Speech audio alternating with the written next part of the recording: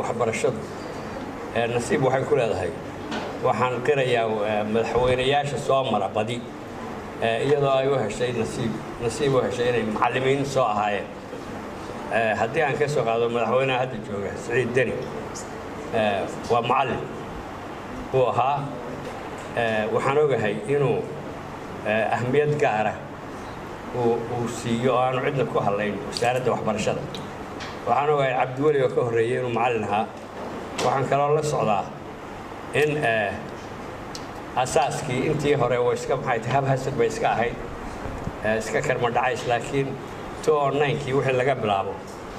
wasiirkeedii oo hadda fadhiya halka iiga muuqanayay juxo inuu isna ahaa uu halkaas soo gaarsiiyey oo ahaa wax lagu faano uu keenay waxaan kaloo ku kalsoonahay wasaaradda shaqaalaheeda iyo madaxdeeda iyo wasiiradeeda runtii oo aan badidooda aqoon u leeyahay in ay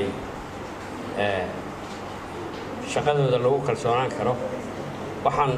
qirayaa sidii wasiirka arrimaha guduhu sheegayay in ay halka kan u soo dooran jireen dowladaha federaalka xubnaha federaalka ah iyo dowladda federaalka qudheeduba runtii waxaan rajaynayaa hadda wasiir haddii xadhijiilkii yaraa iskaba dhammaaday ama meel fiican soo gaadhay halkan ay u soo dooran doonaan haddii alla yidhi federaalkaas iyo dowladaha kaleba runtii